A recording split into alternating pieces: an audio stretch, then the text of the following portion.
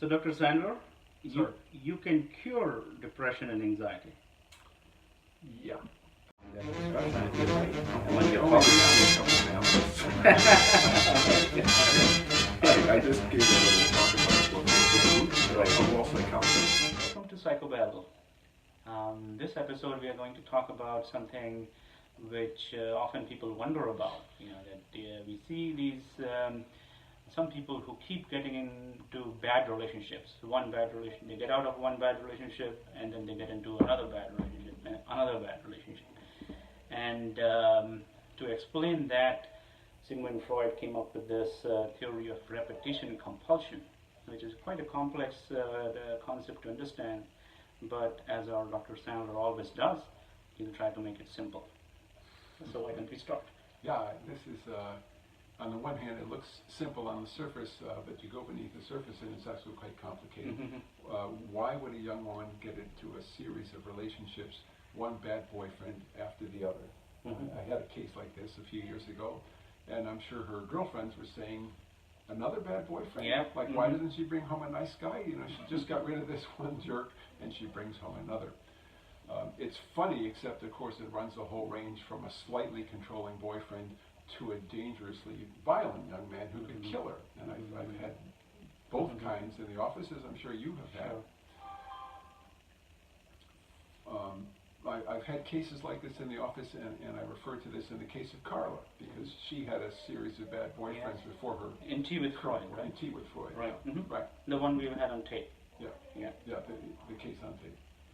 So Freud came up with a term for this. He observed it over a century ago, and he called it, of course, the repetition compulsion.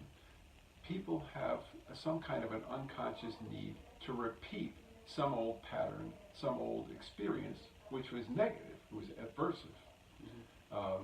The repetition compulsion, there's a compulsion to repeat it, to set up the same situation and repeat it in the hopes of gaining mastery over it and making a better outcome. So the patient I had some years back was a really lovely young woman who had a boyfriend who was very controlling. Where are you going? Why do you have to go out with your friends? Why can't you stay home with me? Your friends don't really like you. I'm the only one that cares. That kind of manipulative, controlling guy. And she reluctantly admitted to me sometimes he was getting aggressive. Push her a hit, and I could see this is going in the wrong direction. She was suffering from the repetition compulsion. And again, Freud said, why do we do this? Well, it turns out that her father was not physically aggressive, but he was very controlling, and it was really stifling to her. So she goes out and she finds a young man, in fact, several. She finds a young man who can stand in for dad and play the role of dad. And unconsciously, according to Freud, her goal is to make it better this time. The psychiatrist in Boston, Martha Stark, wrote about this in her book. She said her girlfriends might say, why don't you go find a nice guy? And the answer is, according to Dr. Stark, she doesn't want to find a nice guy. She wants to find a mean guy and convert him into being nice as she wanted it from her father. She wanted her father to turn around and say, I'm so sorry, I treated you like this, I'm going to be better from now on. That's what she wants from the boyfriend. And guess what, it's not working. Yeah. That's Freud. That's Freud, yeah. And, in our profession, we see so many people, who have had bad childhood, experiences. And I always wonder, that some of them have got horrible stories from their childhood, but they grew out, as soon as they went out of the house, they were fine, they found a very nice person, and they found a better life, they had a little bit of anxiety here and there, but, their lives changed. But there are others who got out of that place, they were desperate, and often, what some people do, they marry a person to get out of that relationship, and they find themselves that they have really fallen into exactly the same kind of a situation. They don't know why they're doing it. So I just say that the process is unconscious. Well, they think they've fallen into, they often say, I have the worst luck with guys. Correct, right, yes. But it's not, I don't mean to laugh about it, but it seems funny on the surface. They'll say, I just had the bad luck with guys, but then you find out it's not luck. It's not luck. And most of the time, it's not luck. another phrase that I have heard not from only one but other people too is that they say it looks like something on my forehead has written that abuse me. That that is like people pick me up, right, and they come to me, they get attracted to me. Yeah. They don't realize that it's the opposite. That they're drawn to the abuser. Yeah, maybe it's happening in both ways. Yeah. Now, one of the things that I think that I wonder that what happens. Why does some people get out and choose a better life, and some people they keep falling into the game. And my thought is that for some people that bad experience gets so bad that it starts affecting their self-esteem. So they start considering themselves as worthless. So supposing a girl who got out of that bad situation at home, they picks up a guy and the guy starts to abuse her, and now that she's a grown-up adult, she'll say to her, I'm not going to allow this to happen, and move out of it quickly and learn very quickly that. Yeah. But there are some who would feel that this is the natural state, that I'm a horrible person, and and this is how I'm supposed to be treated, right. And so they kind of let it go on for a longer time. Yeah. Yeah, Freud said it's to gain mastery over the situation, but it is more complicated. I think for many people, the childhood experience has, as you say, damaged their self-esteem so much that they have what we could call a harsh superego, and unconsciously they're saying, this is what I deserve. And sometimes the parent or whoever abused them or hurt them will tell you, this is your fault, you're bad. Yes. And they think, I deserve to be punished over and over and over. And that's the tragic piece about it. Yes. Unconsciously, they're looking for this because they think they deserve it. Yeah. So how do you get them out of that?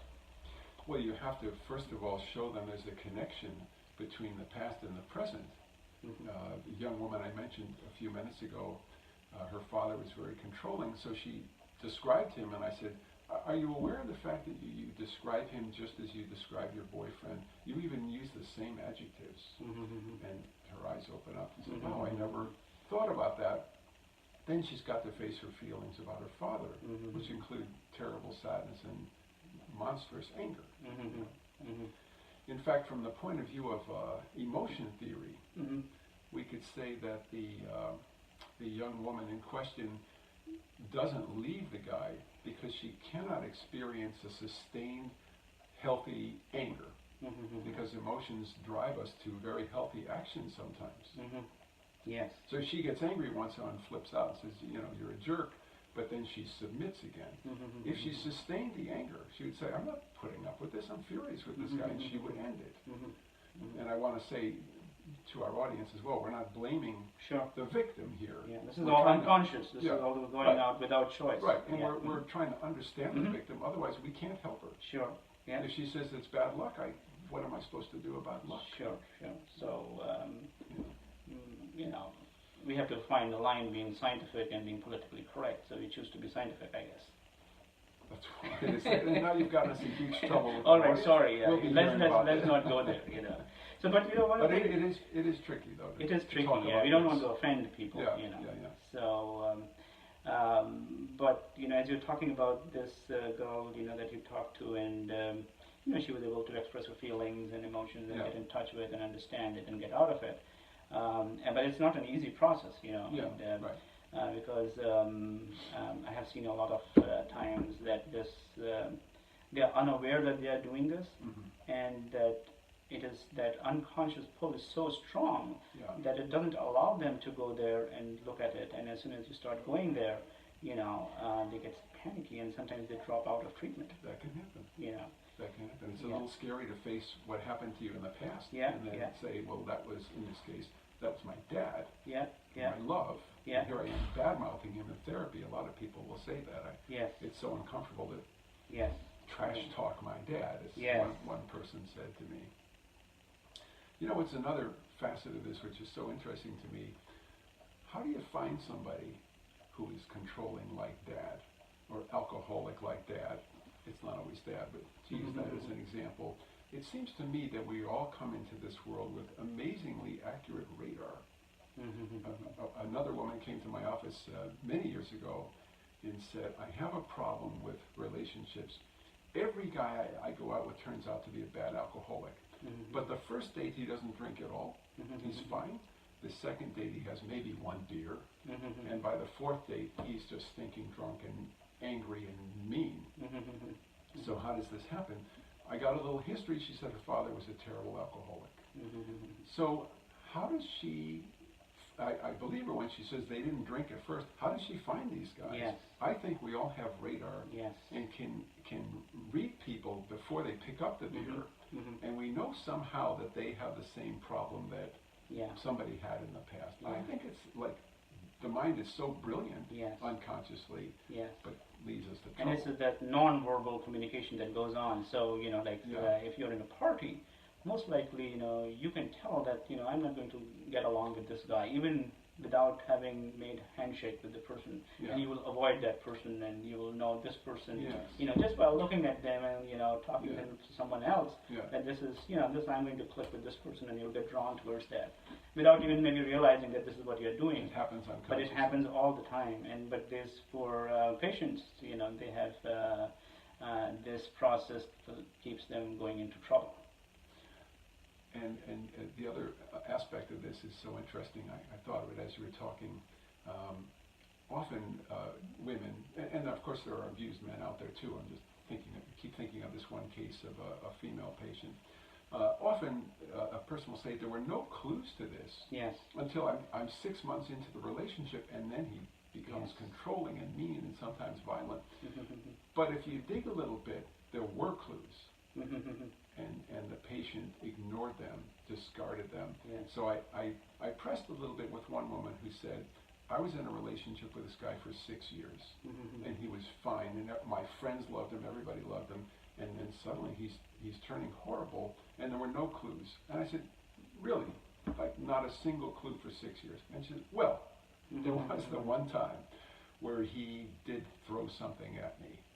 He threw a shoe at me. And I just said, well, he had a bad day. I said, well, you could have walked out then. You could have called it right then, but you discarded the warning sign. And I think it's because of the repetition compulsion. As Freud said, she's compelled to stay in there and try and improve this guy and get the love she didn't get from somebody in the past. The draw is so strong that they will kind of overlook any other. They overlook the warning signs. It's like having, radar missiles are coming in, and you say, well, no, this could have been geese. Right. Yes. So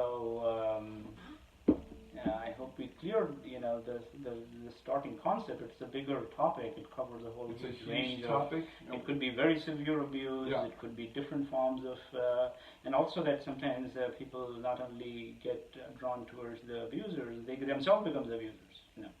And there's that, and we haven't explored. We haven't talked about it, and we can talk. So we'll talk various kinds of situations in which we can see the repetition compulsion over the next few weeks, and keep coming back.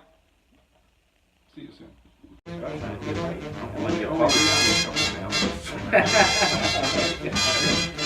I just gave